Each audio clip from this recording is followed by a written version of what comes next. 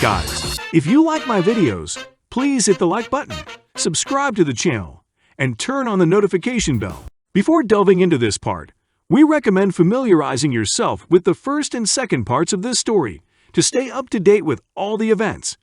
Links to the previous parts will be available in the description and comments below. But if you're already up to speed, get ready for new twists and exciting moments. Enjoy the show, and don't forget to leave your comments to let us know what you think about the story's development. Let's go! Edgar and Tara immediately emerged from their hiding place, and Gunslinger began to lose confidence when he saw them. He knew it would be difficult to fight against the three of them. He couldn't handle it alone. Edgar was serious about fighting and began to attack. Gunslinger fired a few shots, but Edgar was able to defend himself using his scarf.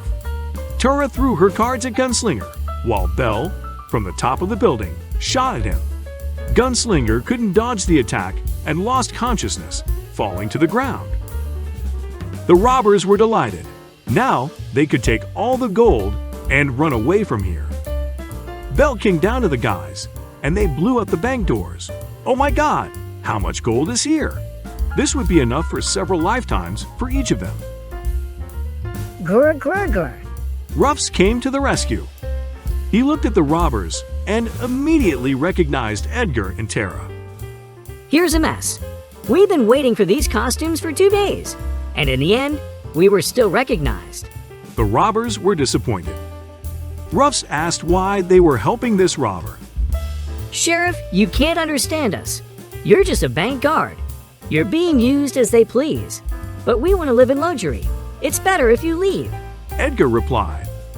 The sheriff understood that he couldn't do anything against the three of them. After all, Gunslinger was already unconscious, and Ruffs was left alone. Amber's help would be very useful right now, but she's not here. Edgar didn't waste any time and ran towards Ruffs to knock him out. But then… Amber, is that you? Her new look was simply stunning. She saved Ruffs from Edgar's attack. Belle was beside herself with rage.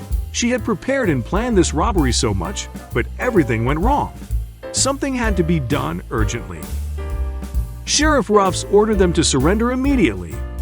Edgar stood up and declared that there was no turning back. They would only leave with the money, and they would fight to the end. Amber was equally serious-minded. She was ready to fight to protect the bank and her dog. The sheriff was ready to shoot at any moment. Belle had everyone in her rifle sights. Edgar was ready to attack at any moment. Hey guys, what are you doing? Stop! Shouted Tara, who didn't want this senseless fight to continue. Belle aimed at Amber and fired, but she melted the bullet with her sword, unleashing flames. The sheriff shot Edgar, who fell and could no longer continue the battle.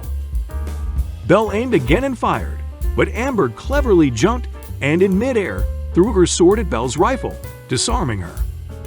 Edgar was injured, and Belle was unarmed. Tara had always been against this fight and never wanted to fight, but everything didn't go as she had hoped. The robbery failed, and there was no choice but to surrender. The sheriff kept a close eye on Belle, ready to shoot if necessary. Ruffs said that if they didn't surrender and try to attack, he would have to deal with them. Tara knew they had lost and raised her hands, signaling surrender. Belle was also forced to surrender. Thank God. They made the right decision, sighed the sheriff. The sheriff and Amber approached and arrested them. The robbers were captured, and it was time to answer for their actions. 10 days had passed since the robbery. Pam and Jesse restored 8-Bit. Fortunately, he was a robot and could always be repaired. But unfortunately, his appearance had to be drastically altered.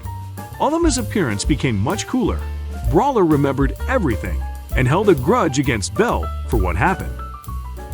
Gunslinger continued to live next to his grandson Colt.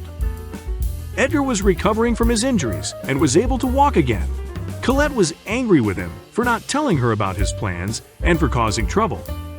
But when he confessed that he did everything for her, and that it was all for the sake of running away together, she forgave him. She loved him very much after all, but their joy was short-lived. Tara and Edgar were punished severely. They were stripped of their salary for 6 months and now had to fight for free. But this was still a light punishment, as they could have been expelled from the arena altogether. The organizers were planning to hand Belle over to the police for robbery, but Edgar and Tara begged the sheriff to spare the girl. They explained that Belle was a notorious thief and could bring in a lot of money for the arena, which could not only cover the damage but also generate profits. Belle admitted her guilt, apologized to the entire arena, and thanks to the sheriff, Tara, Edgar, and her popularity, the organizers offered her the position of a chromatic brawler and to fight in the arena. But as punishment, she had to fight for a whole year without pay. If she refused, she faced more than 20 years in prison for attempting to rob a bank. Belle agreed to the offer without hesitation. She became the first brawler who became a fighter not of her own free will, but only to avoid justice. But over time, she began to enjoy the battles. The arena provided her with food and shelter so she could continue to fight. Tara and Edgar also worked without pay for 6 months. The story teaches us that theft is a sin. It is never worth trying to steal something, as it will ultimately lead to unpleasant consequences. Dear viewers, we hope you enjoyed our animated story today. As you saw, the main message was that stealing is wrong, and forgiveness is always the best way to resolve conflicts. We encourage you to remember this important lesson and apply it to your own lives.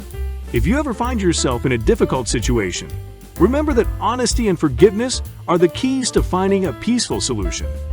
Thank you for watching, and we'll see you next time.